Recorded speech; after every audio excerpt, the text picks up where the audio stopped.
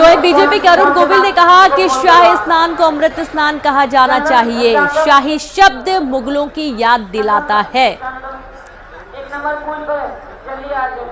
एक बहुत ही अच्छा काम हुआ है जो मुझे लगता है शायद बहुत पहले हो जाना चाहिए था। बिकॉज ये जो शाही स्नान शब्द आया ये हमारे मुगलों के समय से आया था कि मुगल जब आए थे तो उनके किलों में और ये जो जिस तरह से वो उनकी हर बात में उस तरह शाहों की बात होती थी, ये सब होता था। तो अब इसको अमृत कर दिया गया है, मुझे बहुत ही अच्छा लगा। बिकॉज क्योंकि जो हमारा संगम है, संगम की एक एक बूंद अमृत है ना। तो ये बहुत अच्छा किया गया और बहुत पहले हो जाना चाहिए था। साथ ही साथ जो और ये हम जो 2014 से जब से माननीय प्रधानमंत्री नरेंद्र मोदी जी आए, अब से ये सारा अमृत काल चल रहा है इन दिनों, है ना। स्टेशंस भी अमृत बने, ट्रेन्स भी शुरू हुई, बहुत कुछ हुआ है अमृत में। तो ये अब हमारी संस्कृति से हम जुड़ रहे हैं फिर से। आम आदमी पार्टी को दिल्ली के लोग आज तक केजरीवाल जी ने एक भी रिपोर्ट कार्ड। तो सुना आपने अरुण गोविल को, और यहाँ पर शबीना भी हमारे साथ लगातार जुड़ी हुई हैं। वो भी लगातार श्रद्धालुओं से वहाँ पर बातचीत कर रही हैं। रेलवे स्टेशन पे 12 मौतें हुई थी, पर आज यहाँ पे परिंदा भी पर नहीं मार रहा है। इस प्रकार से व्यवस्था है, व्यवस्था बहुत बढ़िया है, व्याकुल व्यवस्था है, बेहतरीन व्यवस्था। लेकिन इसके साथ साथ अखाड़ों की वो दुनिया भी आपको दिखाएंगे, पेशवाई की वो दुनिया भी दिखाएंगे जिसकी सबसे बड़ी तस्वीर कल मकर संक्रांति पर भी सामने नजर आएगी। हर एक तस्वीर के साथ माह कवरेज जारी है। बहुत छोटा सा ब्रेक, लेकिन जल्द हाजिर होंगे आप। तो देखा आपने यहाँ पर, और लगातार जो तस्वीरें अलग अलग निकलकर सामने आएंगी, न्यूज़ 18 आपको वो दिखाने की कोशिश कर रहा है। और इसके चलते बाकायदा न्यूज़ 18 ने एक पूरी अलग व्यवस्था की है ताकि कुंभ से जुड़ी हर एक अपडेट, हर एक उस जानकारी जो आम जनता तक पहुंच पाए वो पहुंच सके, इसके लिए तमाम इंतजाम किए गए हैं। और आप ये देखिए कि इस दौरान आपको खुद भी 144 साल बाद जो महासंयोग बना हुआ है, इसमें दर्शन करने के लिए आप जा रहे हैं, संगम में डुबकी लगाने के लिए आप जा रहे हैं, तो आपको कुछ विशेष चीजों का ध्यान देना होगा। व्यवस्थाएं तो सरकार की तरफ से हैं ही, लेकिन आपको खुद भी एक जिम्मेदार नागरिक वहां पर बनकर रहना होगा। कचरा यहाँ वहां ना फेंकें, आप कोशिश करें कि खुद भी संयमित रहें, ज़्यादा गहराई वाले पानी में ना जाएं। जहां तक लिमिट तय की गई है सिर्फ वहीं पर आप डुबकी लगा कर आएँ। किसी भी तरीके से बहुत क्रांतिकारी बनने की ज़रूरत नहीं है, ताकि ना आपको दिक्कत हो, ना आपकी वजह से किसी और को दिक्कत हो। और यहाँ पर जो इंतजाम किए गए हैं उसकी हर कोई सराहना कर रहा है, लेकिन ये लगातार आने वाले समय तक बना रहे, इसके चलते आप सभी का सहयोग बहुत महत्वपूर्ण हो जाता है। और न्यूज़ 18 पर सबसे बड़ी कवरेज तो लगातार जारी है। अब कुंभ महाकुंभ जो कि 144 साल बाद ये महासंयोग बना हुआ है, इस दौरान पूरे विश्व से लोग महाकुंभ में पहुंच रहे हैं, तो वहीं बड़ी संख्या में विदेशी भी पहुंच रहे हैं, जो दुनिया के सबसे बड़े धार्मिक आयोजन की व्यवस्था को देखकर हतप्रभ हैं, चौंक गए हैं।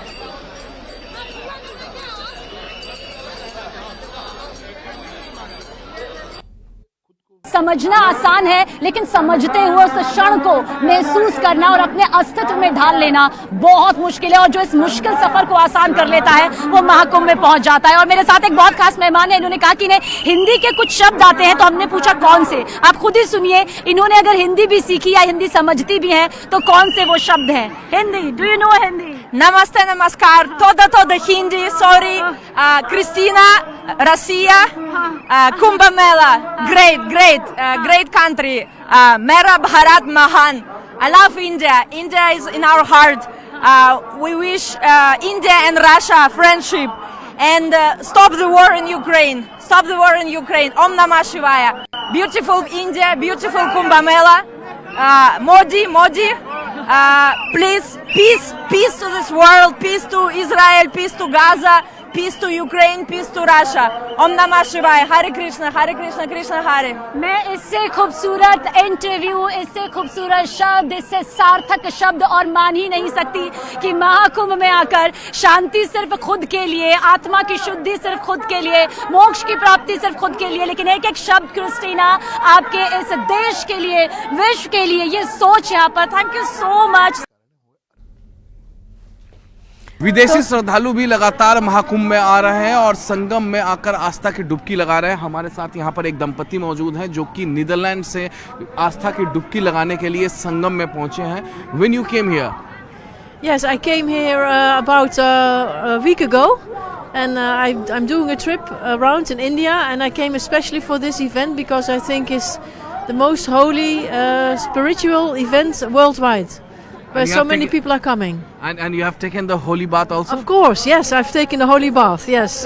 You have taken the holy bath. How Yes. you enjoyed? I enjoyed it very much with all the people. It was very busy, very crowded.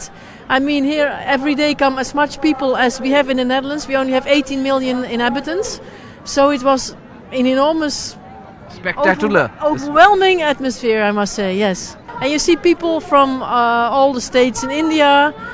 You see people from Hindi, you see Muslims, you see Christians, and everybody is welcome here. So it feels so inclusive. I'm really impressed. I mean, I wish the whole world would be like that, and we would have peace. तो सुना आपने, जहाँ पर जो Netherlands से विदेशी मेहमान आए हुए उनका ये कहना है कि यहाँ पर जो स्पिरिचुअलिटी इनको महसूस हुई है वो कहीं और कभी महसूस नहीं हुई, और जिस तरीके से उन्होंने यहाँ पर आस्था की डुबकी लगाई है उसके बाद वो अपने आप को बहुत खुशी महसूस कर रहे हैं, बहुत अच्छा महसूस कर रहे हैं। और यहाँ पर पहुँच रहे हर देशी विदेशी मेहमान आस्था की डुबकी लगाने के बाद धन्य होते हुए नजर आ रहे हैं। देखा आपने यहाँ पर, जैसा कि हमारी जो सहयोगी हैं शबीना, वो भी क्रिस्टियानों से बात कर रही थी, क्रिस्टीना से बात कर रही थी, माफ़ कीजिएगा, और उनका ये कहना था कि पूरे देश के साथ ही साथ विदेशों में भी जहां पर वॉर हो रहे हैं वहां के लिए भी सुख शांति की वो मांग कर रही हैं ताकि शांति बनी रहे आसपास सभी देशों में। और इसके चलते उन्होंने प्रधानमंत्री नरेंद्र मोदी का जिक्र करते हुए भी जयकारे लगाए। भक्ति जिसने ना किया हो जिंदगी किस काम की, भक्ति करो तो ऐसा करना जैसे मीरा ने किया, भक्ति करो तो ऐसा करना जैसे मीरा ने किया, जहर के प्याले में तो देखी मूर्ति भगवान की, भक्ति जिसने ना किया हो जिंदगी किस काम की, भक्ति करो तो ऐसा करना जैसे हनुमत ने किया, भक्ति करो तो ऐसा करना जैसे हनुमत ने किया, फाड़ कर सीना दिखाया, फाड़ कर सीना दिखाया मूर्ति श्री राम की, फाड़ कर सीना दिखाया मूर्ति श्री राम की।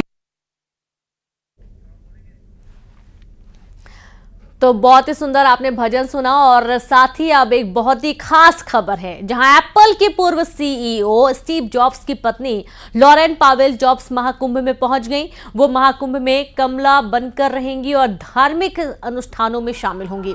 लॉरेन पावेल जॉब्स के महाकुंभ में शामिल होने पर आध्यात्मिक